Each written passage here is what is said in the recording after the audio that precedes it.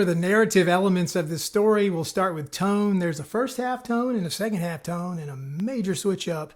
The first half is relentless intensity, rapid pacing, conversation cadence, going. The cinematography, the sound design, all worked into the screenplay. I'm not even talking about the film.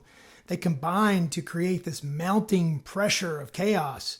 Even like we talked about, the aspect ratio closing in on us, suffocating us as a reader.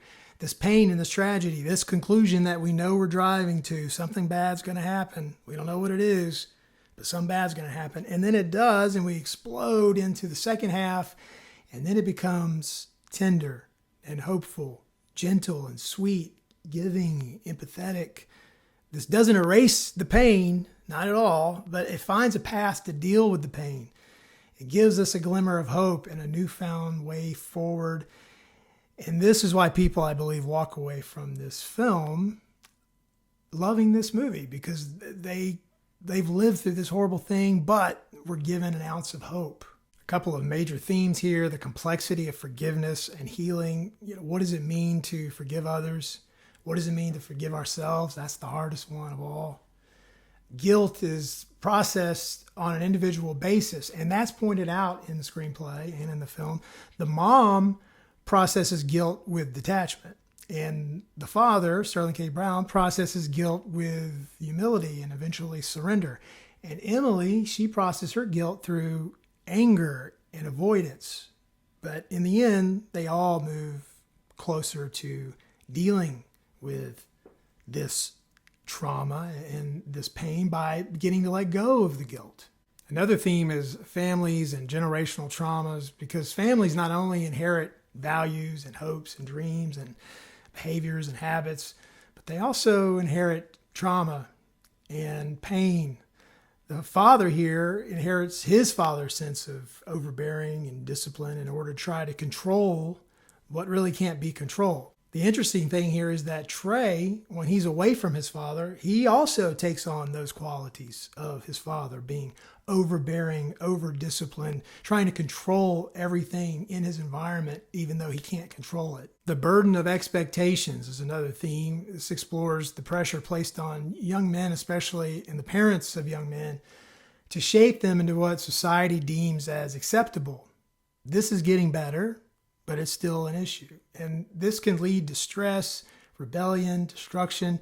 Tyler's entire identity is tied up in being a star athlete, and once that cracks, he has difficulty finding himself. Toxic masculinity is a combination of expecting someone to be dominant and suppressing everything else that doesn't support that vision. So suppressing emotions and feelings.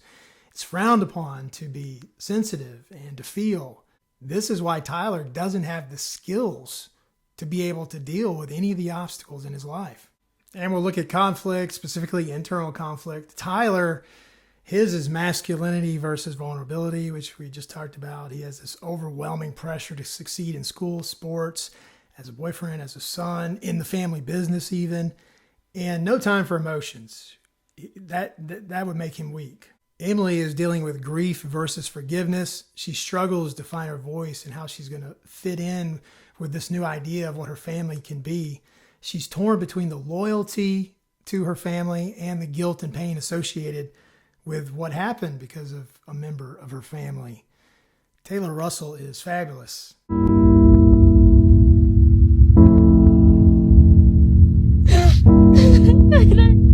I hate him so much. I hate him so much. What he did is evil, Dad. He's evil. He's a monster. And Sterling K. Brown's character, Ronald, his interior conflict is protection versus emotional connection. He wants to protect his family. Even his poor behavior is driven by good motives. But because of his generational pain, he believes the best way to do that is by demanding unrealistic high expectations. He doesn't acknowledge the emotional needs of his children because he wants them to be tough and disciplined.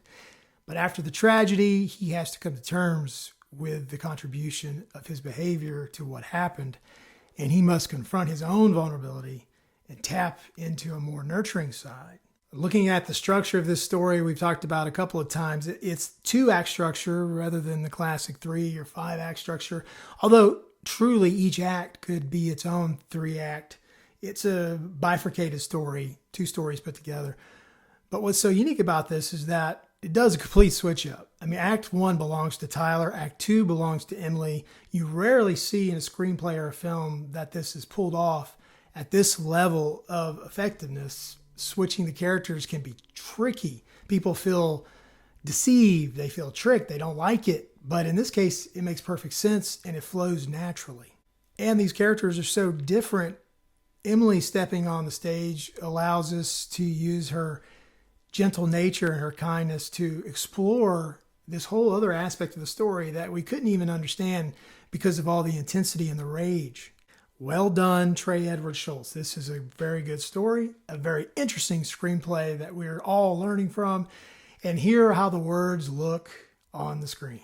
Beautiful morning, you're the sun of my morning, babe. Nothing but morning. Beautiful morning, you're the sun of my morning, babe. Nothing but morning. Beautiful morning, you're the sun of my morning, babe. Nothing but morning. Beautiful morning, you're the sun of my morning, babe. Nothing but morning. And that is Waves by Trey Edward Shults. What makes this screenplay unique? The remarkable portrayal of modern day teenagers in Florida, the unique use of space and side-by-side dialogue on the page. Very interesting. The writer's deep understanding of tragedy and trauma and recovery, and then gifting us all of that in an amazing story. And then the deep connection to the music on the page and the page to the music.